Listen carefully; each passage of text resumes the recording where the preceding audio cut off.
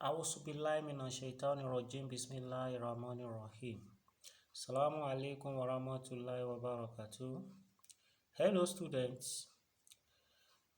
It's been a long time. I'm of the hope that you are enjoying your holiday. My name is Oladimeji T.A., the SS2 physics teacher. I'm using this medium to welcome you to our e-learning class. Through this medium, we shall be looking at the topics we are going to have for this total. And inshallah bi qudratillah, the topics will be treated one by one on weekly basis through this medium. Before we commence the work for this week, let us run through the list of topics we have under the scheme of work for SS2 Total Physics. For week 1, the topic is going to be waves. And under this topic, we are going to look at production of mechanical waves, graphical representation of waves, terms used in describing waves, relationship between the frequency, the period, the wavelength, and the velocity. Then we are going to end that topic with wave equation. In week 2, the topic is going to be properties of waves. And under this, we are going to look at reflection of wave, refraction of waves, and diffraction of waves. Also, we will look at interference and polarization of waves. Then we are going to end that topic by looking at progressive and stationary waves. In week 3, the topic is going to be light waves. And under light waves, we look at sources of light, transmission of light, formation of shadows and eclipses. Then we are going to end that with pinhole camera. Then in week 4, the topic will be reflection of light at plane surfaces. Here we will look at reflection of light by a plane mirror, formation of images by plane mirrors, effect of inclining two plane mirrors, effect of rotating a plane mirror.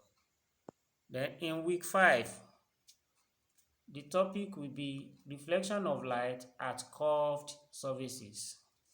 Here we will look at curved surfaces, then spherical mirrors, image formation in spherical mirrors, uses of spherical mirrors, and we end that week by considering mirror formula. Then in week 6, the topic we are going to examine is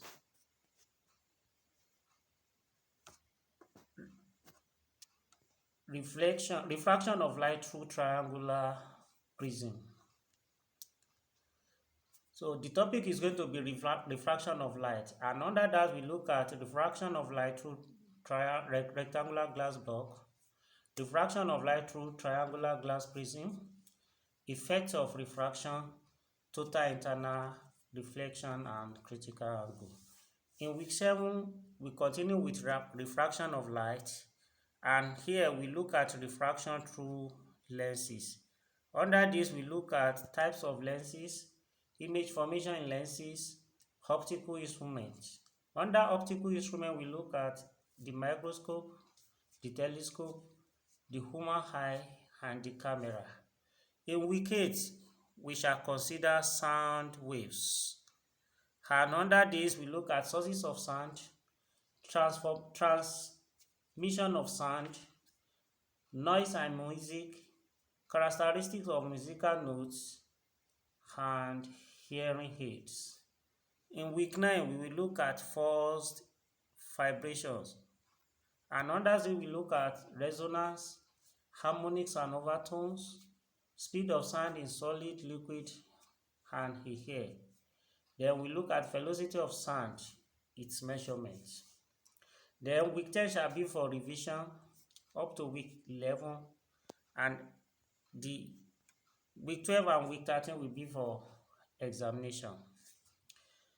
Now, after we have gone through all the topics we are going to treat for this third term, let us move to the week 1. These are the relevant tests. If you want to seek more knowledge, you can consult those textbooks displayed on the screen. Any one of them will be helpful. Then let's move to week 1. The topic for week 1 is waves. And under this topic, we want to look at the following: production of mechanical waves, graphical representation of waves, terms used in describing waves, and the relationship between frequency, period, wavelength, and velocity. Then we end it with wave equation. Let's start. Production of mechanical waves. What is a wave? A wave is a disturbance which travels through a medium and transfers energy from one point to another without causing any permanent displacement of the medium itself. The definition is simple, but there are some things you need to take note in the definition. A wave is a disturbance. That is, before a wave can be propagated, the medium must be disturbed. E.g., to generate water waves, we can drop a stone into the surface of the water. Dropping a stone into the surface of water means disturbing the surface. So that is a disturbance. Then we will see ripples spreading out on the water surface, and that is the waves. And what is this wave? Waves are as a result of the energy moving in the medium. So that is why in the definition we see that a wave is a disturbance which travels through a medium and transfer energy from one point to another. So a wave is a transfer of energy through a medium. Then look at the last statement in that sentence: without causing any permanent displacement of the medium itself. It means that after the wave has been propagated, no permanent damage is done to the medium. The medium remains as if nothing has happened. There won't be any dent, there won't be any deformation. No permanent damage is done to the medium. Let's take a look at the definition of the wave again. A wave is a disturbance which travels through a medium and transfer energy from one point to another without causing any permanent displacement of the medium itself. The diagram you are seeing on the screen shows how a mechanical wave can be generated in water. By dropping a stone, the wave spread out along the surface of water, moving in both directions, while the medium, that is the water surface, is moving up and down. Another way of generating a wave is by plucking a string. As you can see in the diagram, when a rope or string is tied to two fixed points and the rope is disturbed, by plucking it in the middle, then a wave will be generated along the rope. You will see the wave traveling along the rope and the rope itself moving up and down. That is another way of generating a mechanical wave. So now let's move to the next topic: types of waves. Waves can be classified into two main types: mechanical waves and electromagnetic waves. Mechanical waves are waves that require material medium for their propagation, e.g., sound waves, water waves, wave in string or ropes. What do they mean by requiring material medium? That is, there must be a medium to carry the wave. If there is no medium, the wave cannot be propagated. Something must be present to carry the wave along. So in water waves, the medium is water itself. In sound waves, the medium is air. Air is the carrier of sound waves. Without air, sound waves cannot be propagated. When waves is generated in strings, the medium is string itself. So all these types of waves require material medium to carry them. So they are known as mechanical waves. And mechanical waves can be subdivided into two: transverse waves and longitudinal waves. A transverse wave is a wave whose direction of propagation is perpendicular to the direction of vibration of the medium, while a longitudinal wave is a wave whose direction of propagation is parallel to the direction of vibration of the medium. What do they mean by this? I told you in mechanical waves, when the wave is being propagated, the medium will be moving up and down. Now, for a transverse wave, when the wave is being propagated and the medium is moving up and down in such a way that the direction of movement of the wave is horizontal and the vibration of the medium is vertical, then we say they are perpendicular to each other, and such a wave is what we call transverse waves. Then for longitudinal wave, the direction of propagation of the wave will be the same or parallel to the direction of vibration of the medium. And examples of transverse waves are water waves and waves generated in strings. While example of longitudinal waves are waves such as sound waves and waves generated in spring. The diagram above represents the movement of a transverse wave. You can see as the wave is moving towards the positive x-axis, the medium is vibrating up and down. And there are two notable points on the graph. There is a point where the medium is maximally upwardly displaced, and that point is known as crest. And there is another point where the medium is maximally downwardly displaced, and that point is known as trough. So we will look at definition of these 2 points later when we come across them. Then, like I explained, longitudinal wave are waves in which the direction of propagation of the wave is parallel to the direction of vibration of the medium. Look at the diagram we have now. In the wave generated along the spring is vibrating horizontally, left and right, while the wave is being propagated horizontally. So the direction of vibration and the direction of the movement of the wave are parallel. So this is an example of longitudinal waves. And as you can see, there are 2 notable regions on the waves too. There are regions where the particles are closed together, and there are regions where the particles are spaced from each other.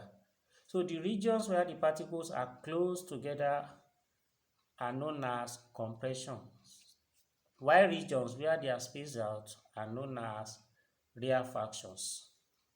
So in compression regions, the pressure is a bit above the normal, while in rarefactions region, the pressure is a bit below the normal. That is why the particles are spaced out.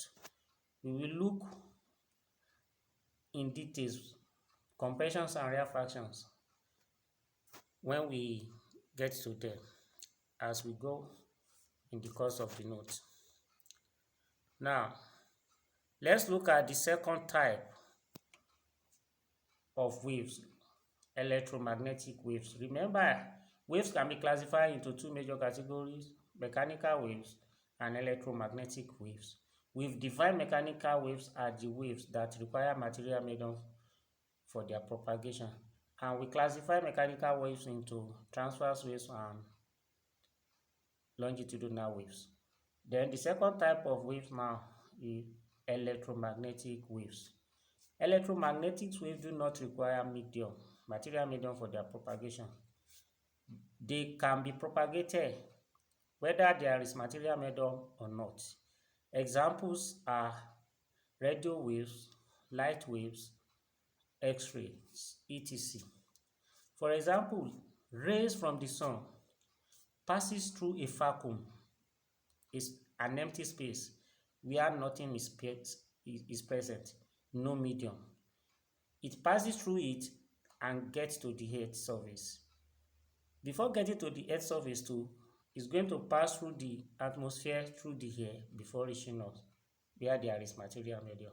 So electromagnetic waves can travel through an empty space where there is no medium, and it can also travel through a medium. So it does not necessarily require medium. This is where we are going to end this period. But before I will finally put an end to this period, let me quickly run through what we have done so far. We are able to define waves as a disturbance which travel through a medium and transfer energy from one point to another without causing any permanent displacement of the medium. We also look at types of waves, where we say we have two types: mechanical waves and electromagnetic waves.